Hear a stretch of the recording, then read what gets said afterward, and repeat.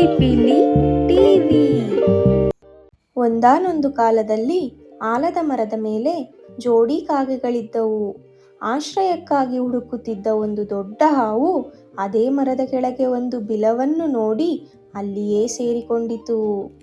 ತನ್ನ ಎಲ್ಲ ಮಕ್ಕಳನ್ನು ಹಾವು ತಿನ್ನಬಹುದೆಂದು ಯೋಚಿಸಿ ತಾಯಿ ಕಾಗೆ ದುಃಖಿಸಿತು.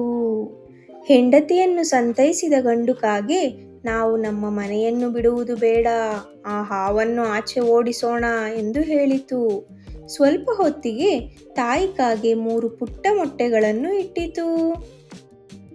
ಮೊಟ್ಟೆಯಿಂದ ಆಚೆ ಬಂದ ಮರಿ ಕಾಗೆಗಳ ಕಿಚಪಿಚ ಸದ್ದು ಕೇಳಿ ಹಾವಿಗೆ ತುಂಬಾ ಸಂತೋಷವಾಯಿತು.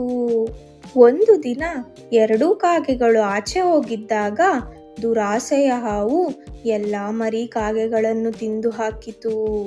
2 ಕಾಗೆಗಳು ವಾಪಸ್ಸು ಬಂದಾಗ ಗೂಡು ಖಾಲಿಯಾಗಿರುವುದನ್ನು ನೋಡಿ ಅವಕ್ಕೆ ಆಘಾತವಾಯಿತು.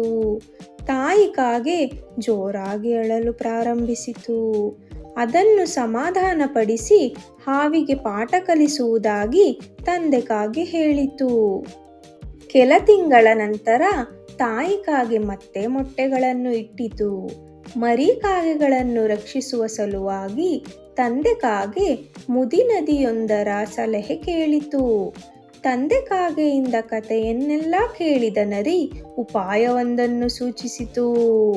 ನರಿ ಹೇಳಿದ ಯೋಜನೆ ತಾಯಿ ಮತ್ತು ತಂದೆ ಕಾಗೆಗೆ ಇಷ್ಟವಾಯಿತು.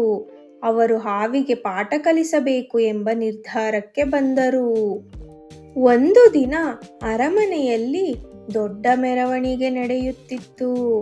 ರಾಜನ ರತ್ನಾಭರಣಗಳನ್ನು ರಕ್ಷಕರು ಕುದುರೆಗಳೊಂದಿಗೆ ಕಾವಲು ಕಾದಿದ್ದರು. ಕಾಗೆಗಳಿಗೆ ಅದೇ ಬೇಕಾಗಿತ್ತು. ಗಂಡು ಕಾಗೆ ಹಾರಿಕೊಂಡು ಬಂದು ರಕ್ಷಕರ ಗಮನಕ್ಕೆ ಬರದಂತೆ ರಾಜನ ಬಂಗಾರದ ಹಾರದ ಒಂದು ತುದಿಯನ್ನು ತನ್ನ ಬಾಯಿಯಲ್ಲಿ ಹಿಡಿದುಕೊಂಡಿತು. ರಕ್ಷಕರು ಗಾಬರಿಯಿಂದ ಹಾರ ಕಳವಾಗಿದೆ ಎಂದು ಕೂಗಲಾರಂಭಿಸಿದರು.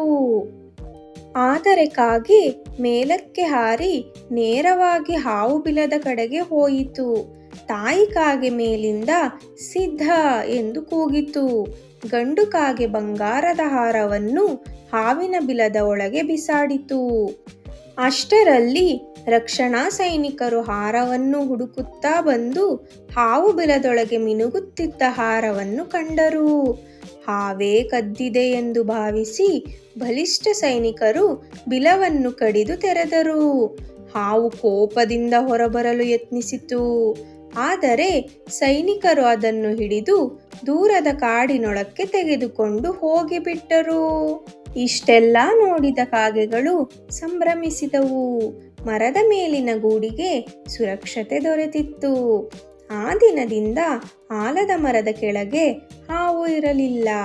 ತಾಯಿ ಕಾಗೆ ಮತ್ತೆ ತನ್ನ ಮೊಟ್ಟೆಗಳ ಮೇಲೆ ಪ್ರೀತಿಯಿಂದ ಕೂತಳು.